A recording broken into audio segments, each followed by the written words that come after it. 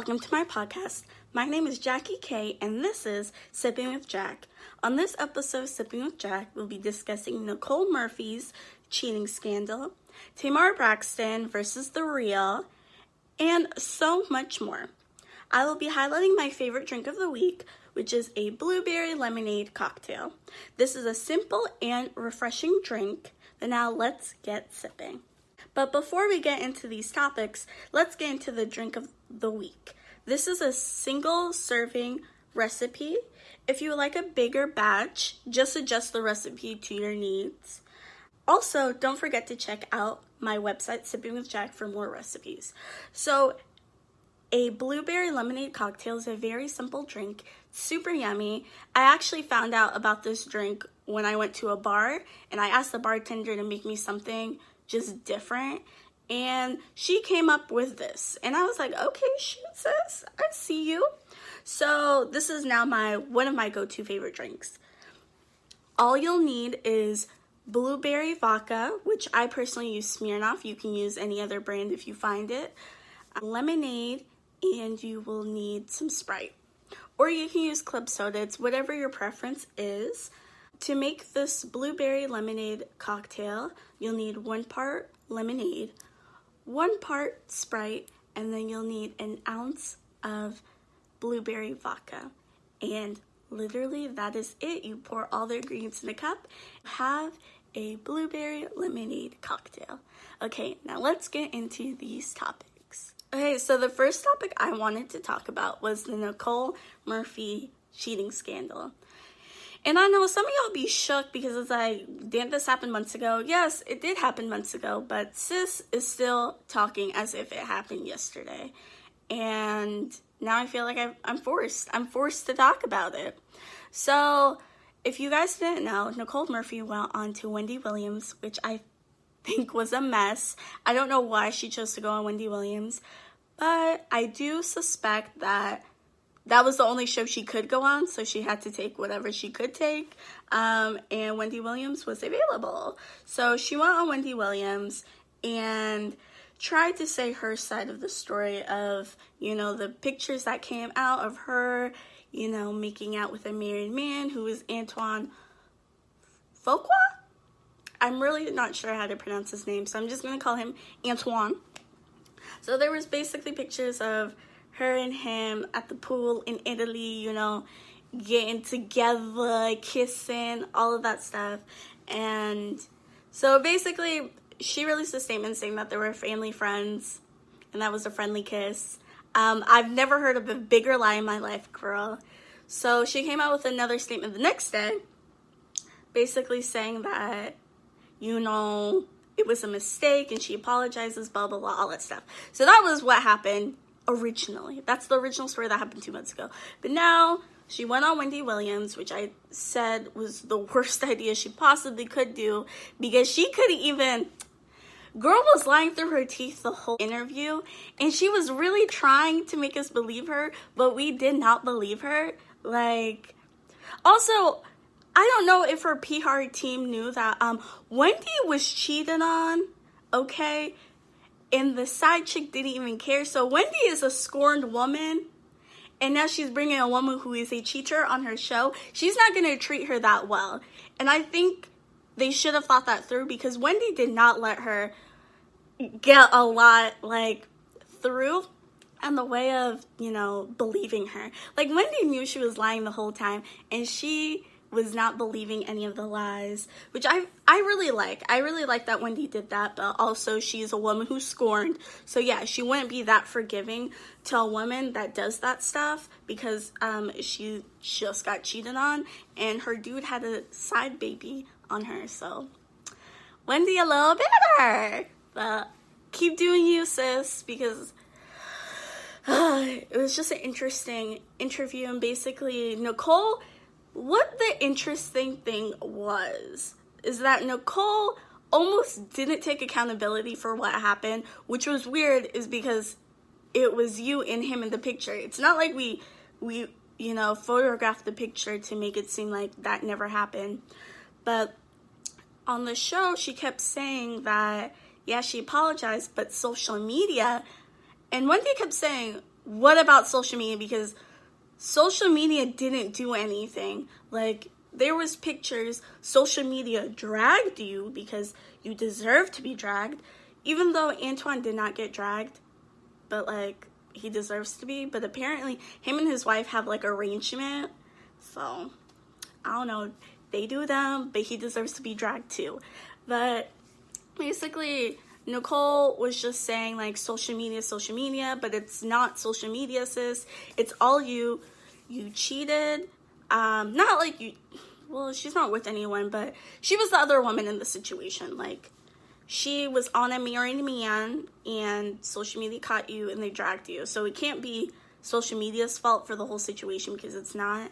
So I didn't really appreciate her, like, basically scapegoating the situation, blaming everyone else, when it was all you, sis. I don't know. I just felt like the whole interview was her just not taking accountability for anything, blaming social media and blaming Love B. Scott for bringing out a false statement, which that's a whole nother thing, because Love B. Scott came for her neck and sent out text message proof that that's what Nicole told her. But I digress. I don't know, I think it was just interesting, and I loved how Wendy made her apologize to Antoine's wife, and that was such a half apology that I've ever seen, because she's like, you know, girl, I'm sorry. It is what it is. That's not an apology. And I'm actually really tired about talking about this, because it's almost to the point of like, it's so stale news that I don't understand why she brought it back up again. But I heard that she's actually trying to market new products. So I think that's why she probably had to go back on, to cause another buzz around her. I'm not really interested. Like, I felt like I just need to tell the story, how she basically like lied through the whole interview, trying to make everyone believe that she was just such a wholehearted victim, but in reality she wasn't. And also, to Nicole Murphy, now the situation, girl, I know you called the paparazzi, let's be honest, because before I even knew this story, I didn't really know you that all well. So, and I did not even know who Antoine was either. So for you guys to be in Italy and somehow get paparazzi pictures of you too at the pool, when literally I don't really even know who you guys are. Girl, if that was not staged, get out of here. Bye, Felicia. Bye. Okay, on to the next one. And I'm not even going to ask you guys a question, because at the end of the day, Nicole Murphy was so wrong, dead wrong, and she needed something to come off from, but in the end, it just blew up in her face. That's what all that did to her. So, good luck, girl, because you in your 50s, and you should not be doing that at all. You're not in your 20s. Act like a woman, okay? Grow up. You're a mother, you know? Don't behave in that way. Like, don't behave in that way. Ugh. Anyway, next topic. So the next topic is old tea again. I don't know why all of these old tea stories are coming back up again, because I'm tired. We all should have been tired about this. So basically, the other day, Tamar went on Wendy Williams, which Wendy Williams is the key component pot stirrer of this week, I guess. So she went on Wendy Williams. Wendy Williams was talking about The Real, which, you know, Tamar Braxton was on The Real 3 years ago. She was fired 3 years ago, right? Can we just put that in retrospect? 3 years ago, she was fired from The Real. Yet she keeps talking about The Real as if it happened yesterday. Okay. So anyway, basically Wendy was like, The Real is a cute show, but she's like, I miss you back on The Real, blah, blah, blah. Like, Wendy was instigating her, and Tamar said that basically the same thing, like, you know, God removed me from the situation, I'm doing on and better things. She was also saying something about, like, I don't know what, honestly, I don't remember all that she was saying, because she keeps talking about the story as if it happened yesterday, and it's been 3 years. So she was basically saying that, like, she's on to better things. God removed her from that situation, blah, blah, blah. And just talking that mess that she's been doing for 3 years. So anyway, I am very thoroughly disappointed with the story, to be honest, because the Real responded to her. That was one thing they should have never done. You know why? Because Tamar is a narcissist. And a narcissist needs attention on them all the time, regardless if it's good or bad. So, for her to keep talking and keep chipping away at the real women and being like, well, you got me fired. Y'all never told me nothing. Y'all show ain't nothing. Blah, blah, blah. Like, she keeps chipping at them until they have to actually respond. And that's what Tamar wanted, because she's a narcissist. She wanted them to respond, and guess what? They did respond, and I feel like they came in such a classy way, responding back to her, basically saying, you know, we are an Emmy Award-winning show without you. Like, we wanted you back on the show just to, like, bear the hatchet, which you can't do that with a narcissist. They don't care about bearing a hatchet. They want to seem like they're the victim. They want sympathy for themselves all the time. They don't care. They don't care about bearing a hatchet. They will make sure that hatchet hits you in the back every single time to make you look bad. So anyway, that's when the Real messed up. Twice they already messed up. So basically, the Real responded back to her, as I said, in a very classy way. But of course, Tamar heard that they responded, and as a narcissist, she was like, yes, they responded, they acknowledged me, now let me tear into them more. So basically, Tamar ripped all of these people apart. Not really, she really came for Lonnie, which I feel like that is so disgusting, the way that she came at her. But it necessarily wasn't her, but she knew what she was doing. She posted a video on her Instagram with, who was it? The lady from the Queen's Court, T.S. Madison. She posted a picture of T.S. Madison talking about Lonnie Love and how I literally had to take a break because I forgot how to say Tamar's name. Like, my brain literally just stopped. It was like, sis, this girl is not, you're not going to keep talking about her. But you know what? I came back, and now I know how to say her name again. Tamar. So basically what I was saying is that Tamar went ahead and posted a video of T.S. Madison talking about Lonnie Love in such a disrespectful way. And I understand that T.S. Madison, like Kaya and all those people are known for roasting people.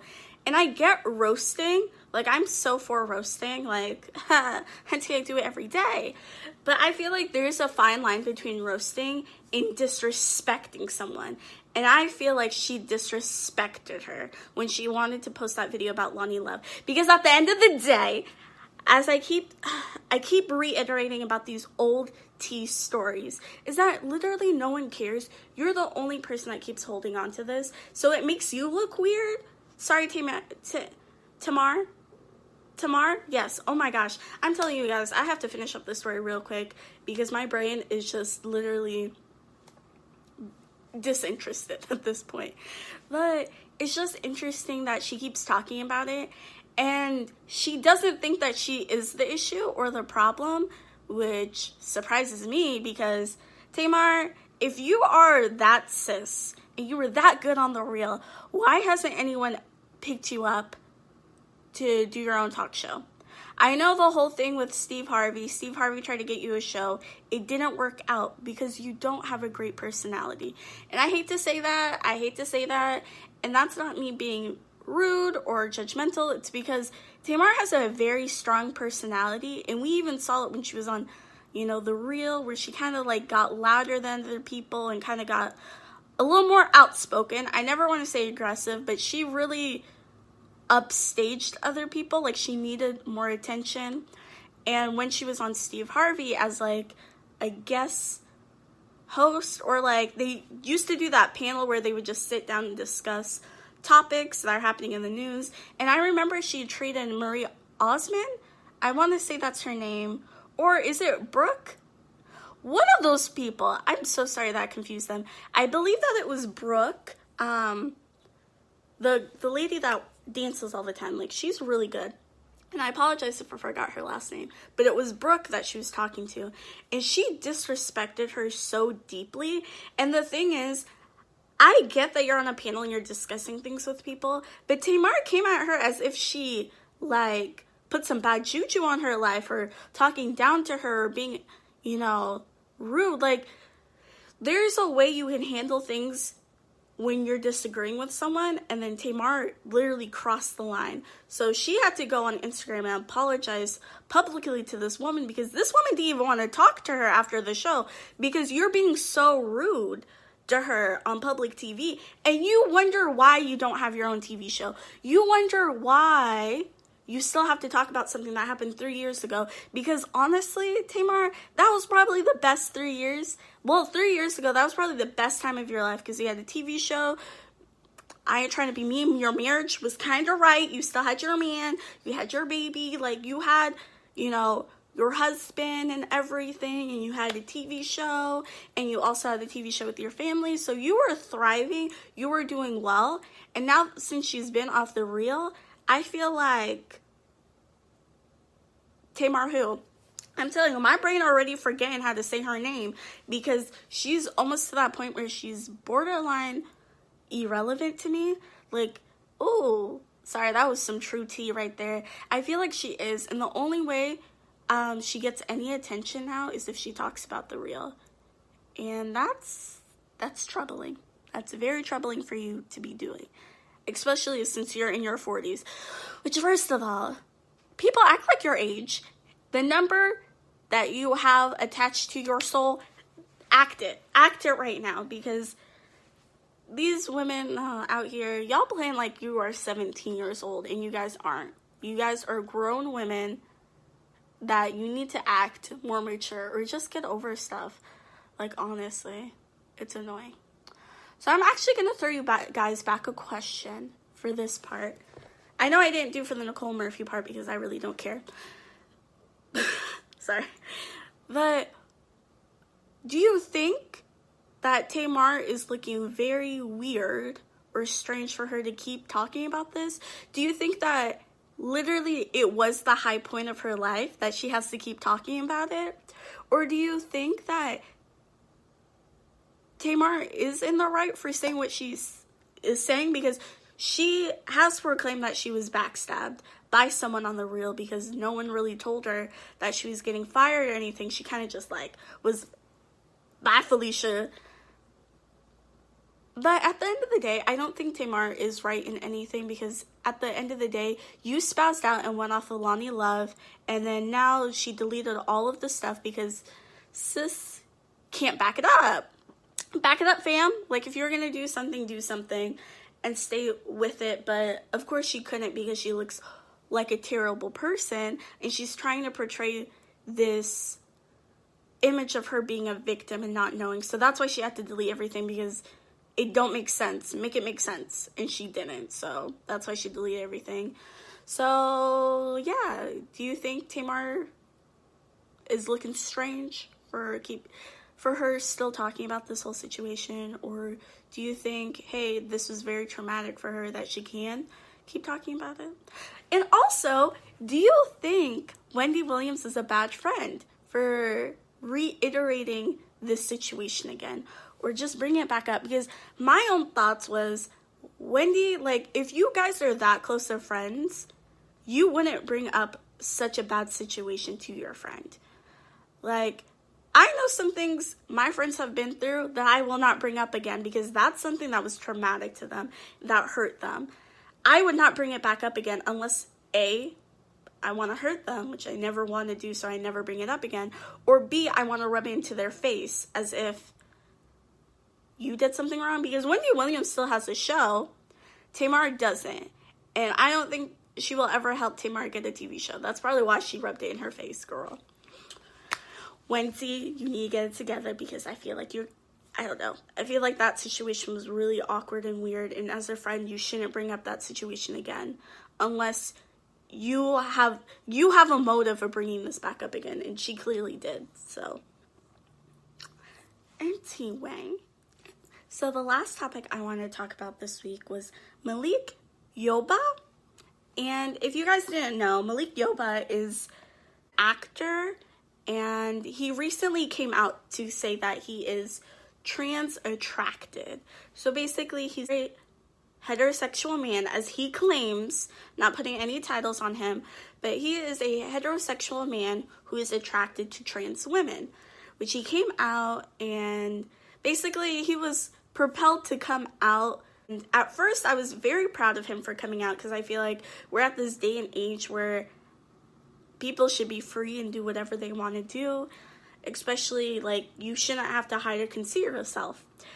But then the story gets really weird, okay? Malik comes out saying he's trans attracted, you know what I'm saying, which is fine. He does him. But then it comes out that he was messing around with 13-year-old trans girls. So yeah, the story got a little weird. It came from him being, you know, out of the closet to now him now being a potential, potential work, because I ain't trying to lose, some money, lose some, But it came out that he was, oh my gosh, I'm trying to say the best words I possibly can without, being censored too much. But basically it came out that he was with trans. Basically they were children. They're 13 years old and he was literally a grown man. It's not okay. So basically these allegations came out, and somehow Malik did not want to entertain these, these allegations. Since he just recently came out as being trans attracted, he didn't want, that storyline of him, messing around with underage individuals. So the thing is, what's so funny about that whole, coming out as being trans attracted and saying and all these allegations, it reminds me of Kevin Spacey. If you guys don't remember, he was on House of Cards, and all of this stuff came down that he was trying to hit on a 13-year-old kid. Crazy story. And him harassing individuals, and then all of a sudden he comes out saying I'm gay, but it's way too late, sir. There's way too many allegations for you, especially harassment allegations, assault allegations, and you talking to 13-year-olds, 15-year-olds, and you're a grown adult. You can't all of a sudden come out of the closet and say that you're gay, because that doesn't make sense. They're still children. They're still children. You can't say that all of a sudden, because that does not correlate to each other at all. So this kind of reminds me of that situation with Malik. He's coming out and saying yes, I'm trans attracted, but there's a lot of allegations behind you, sir. That makes me feel a little uncomfortable where you are going with this storyline. So anyway, I wanted to talk about this story because he did an interview with Roots magazine, and basically he went off. He went El Psycho. I don't even know what happened to that interview, because I actually watched the interview and it was really interesting. And I'm not trying to laugh, but it was really interesting because the interviewer wholeheartedly knew what they were doing, and I really commend him for not backing down and asking those right questions, because sometimes celebrities like to scoot around things, and if it doesn't portray them in the right light, they get mad about it. So that's why Malik got real mad. So basically he was on the Roots. The interviewer asked him about the allegations, which of course Malik was he was trying to say he's never met these people, blah, blah, blah. He tried to explain himself in the best way that he could, but you can tell that he was agitated. So the guy tried to ask him another question to keep the ball rolling, because you can tell Malik was getting big mad now. So the interviewer asked him another question and was okay, there's many people in the Black community feeling you are fetishizing trans women, which I always believed that was kind of the storyline. You can't say oh, I'm heterosexual, but I'm attracted to trans women. I don't know. I feel it just doesn't make sense. If you are attracted to these type of people, then just say that you're attracted. Don't say that you're, I don't know. It just didn't. Once he said it, it didn't feel right. It felt like he was almost fetishizing these people, which I really commend that man for saying that. He was asking, do you feel like they are right for saying that you are fetishizing trans women? And this was the right question. And you can tell that this was the right question, because Malik got real mad and did not even try to answer that. He was like, we talked about this, we spent 4 hours together yesterday, you asked me all of these questions, I told you to not ask any of these questions, and the guy was like, yeah, I told you that I was going to ask these questions, like, I'm confused. We talked about it, yes, and I'm still going to answer these, I'm still going to ask you these questions, which was really funny, because that dude was not backing down. Like, he was just like, yeah, we talked about it, and I'm still gonna ask you. Like a straight up G, girl. So, basically, Malik keeps going off, and the guy was like, the more you talk, the worse you look. And when he said that, I think he knew he messed up, because he tried to backtrack, because Malik got really, like, aggressive towards him. And so, the guy was just like, you know what? F it. Like, I'm gonna stand up for what I said. And he said it again. He said, the more you talk, the worse you look. Because it is true. The more you talk, sir, the worse you look. Because you're not trying to address any of these allegations. Yet, he's trying to act like he is Martin Luther King of the trans community. Which, I was confused because, sir, I never heard about you talking anything about the trans community on, like, a couple of weeks ago. And he's out here saying, like, I'm doing work in this community, which...